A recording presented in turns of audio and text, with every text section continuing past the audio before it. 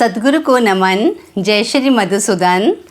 आज से मैं आपको भगवत गीता सुनाने जा रही हूँ। भगवत गीता सुनाने से पहले मैं आपको ये बता देना ज़रूरी समझती हूँ कि मैं आपको जो भगवत गीता सुनाने जा रही हूँ या फिर जो मैंने आपको महापुराण सुनाया था, ये दोनों ग्रंथ जो हैं ये मैं हमेशा ये कहती हूँ कि मैंने ग्रंथ लिखे हैं और मैं आपको सुना रही हूँ। तो मैं यहाँ पर ये स्पष्ट करना चाहती हूँ कि ये जो ग्रंथ मैंने लिखे हैं, ये ग्रंथ मैंने अपने पर्सपेक्टिव से नहीं लिखे, मतलब इसके अंदर, और ना ही जो मैं आपको सुना रही हूँ ये किसी और राइटर का, किसी और लेखक के लिखे हुए ग्रंथ है। ये जो मैं आपको सुना रही हूँ या जो मैंने लिखे हैं, वो जो ओरिजिनल व्यास जी वाला जो ग्रंथ था, जो उन्होंने लिखा था ओरिजिनल ग्रंथ, मैंने आपको वही सुनाया है और वही मैंने लिखा भी है। लिखा और सुनाने की अगर मैं बात करती हूँ तो मतलब जो मैं आपको सुनाती आई हूँ आज तक, उसके अंदर मतलब मैंने जब लिखा तो उसको तो मैंने स्क्वीज़ करके लिखा था। वो व्यास जी द्वारा रचित ही ग्रंथ, मगर स्क्वीज़ करके कैसे लिखा, जैसे सपोज कोई उसके अंदर किसी बात को समझाने के लिए 10 एग्जाम्पल्स दे रखे हैं, तो मैंने, और 10 एग्जाम्पल्स में सपोज मतलब सारे एग्जाम्पल बहुत टफ हैं जिनको समझना बहुत, उनसे रिलेट करना मुश्किल है, तो ऐसे सिचुएशन के अंदर मैंने उस बात को समझाने के लिए सिर्फ 2 एग्जाम्पल्स पिक करे जो इजी टू अंडरस्टैंड थे। तो इस तरीके से मैंने महापुराण जो है वो स्क्वीज़ करके आप सबको सुनाया था। ऐसे ही अब मैं आज से भगवत गीता सुनाने जा रही हूँ और साथ में मैं ये बताना चाहती हूँ कि भगवत गीता के अंदर भी मैं आपको जो ओरिजिनल है वो ही सुनाने जा रही हूँ। तो बिना देर करे शुरू करते हैं।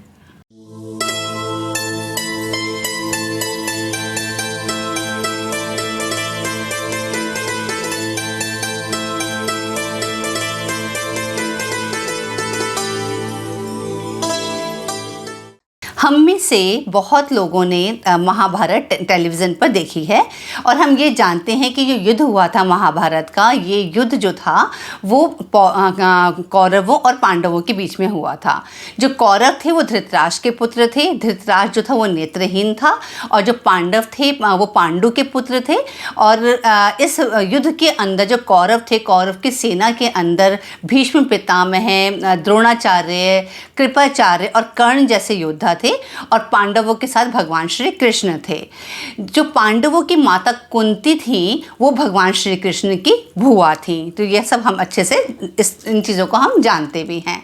तो जब पांडवों ने और भगवान श्री कृष्ण ने हमेशा ये कोशिश करी थी कि ये युद्ध टल सके, ये युद्ध ना हो, और इसी चीज़ को ध्यान में रखते हुए भगवान श्री कृष्ण एक बार धृतराष्ट्र की सभा के अंदर शांति दूत बनकर भी गए थे, और उन्होंने वहाँ पर दुर्योधन से और धृतराष्ट्र से ये कहा था कि 5 पांडवों के लिए तुम सिर्फ 5 गांव दे दो, तो 5 पांडव उसमें भी तसल्ली कर लेंगे। मगर उस समय दुर्योधन कहता है कि मैं पांडवों को 5 गांव क्या, मैं उनको सुई के बराबर ज़मीन भी नहीं दूंगा।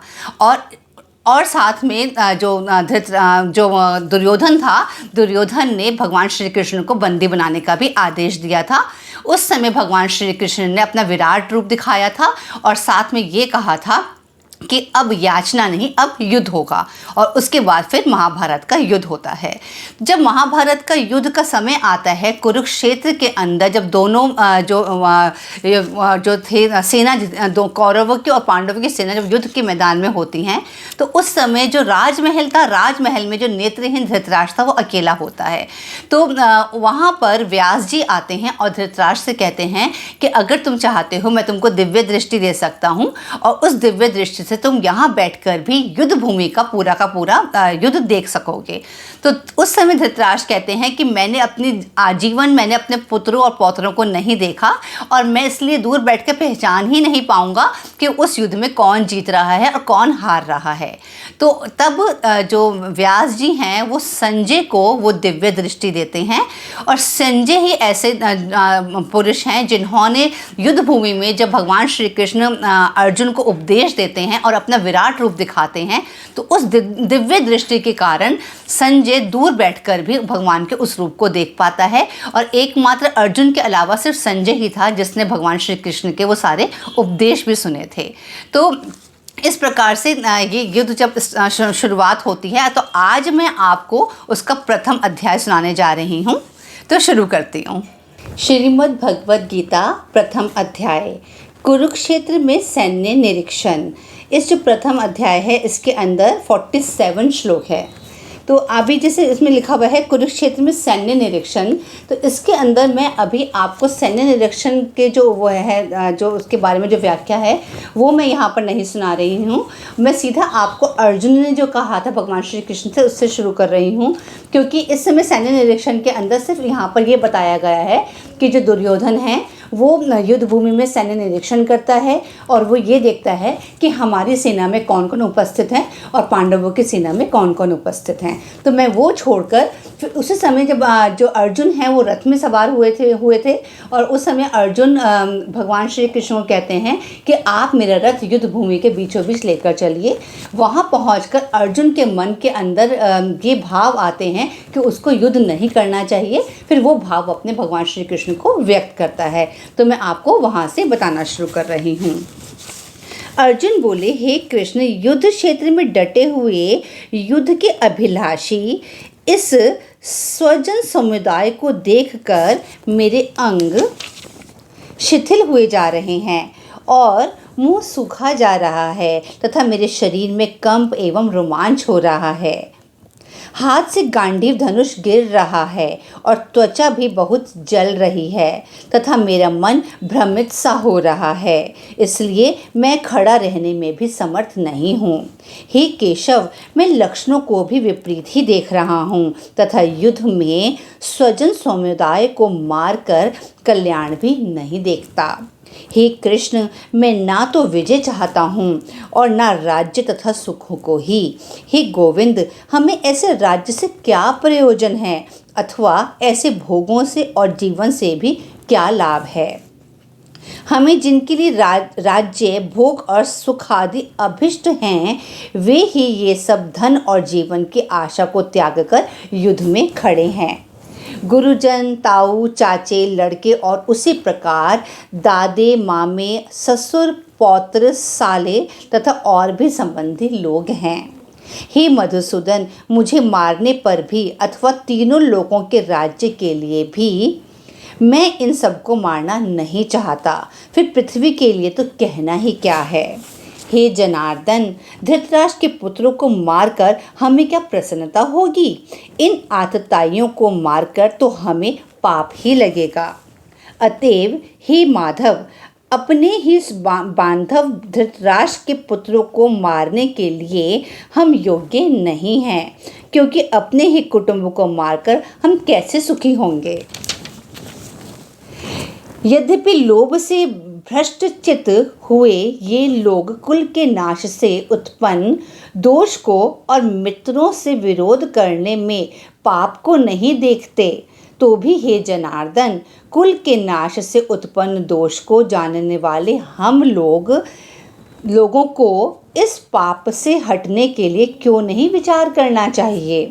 कुल के नाश से सनातन कुल धर्म नष्ट हो जाता है। अब यहाँ पर वो बता रहे हैं कि भगवान श्री कृष्ण को कह रहे हैं अर्जुन कि कुल का जब नाश होता है तो क्या क्या संभावनाएं होती हैं।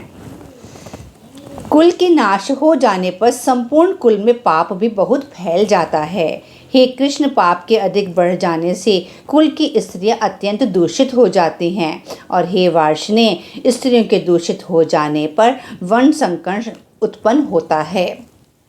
वर्ण संकर कुल घातियों को और कुल को नरक में ले जाने के लिए ही होता है। लुप्त हुई पिंड और जल की क्रिया वाले अर्थात श्राद्ध और तर्पण से वंचित इनके पितर लोग भी अधोगति को ही प्राप्त होते हैं। इन वर्ण संकरण कारक दोषों से कुल घातियों के सनातन कुल धर्म और जाति धर्म नष्ट हो जाते हैं। हे जनार्दन, जिनका कुल धर्म नष्ट हो जाता है ऐसे मनुष्यों का अनिश्चित काल तक नरक में वास होता है, ऐसा हम सुनते आए हैं।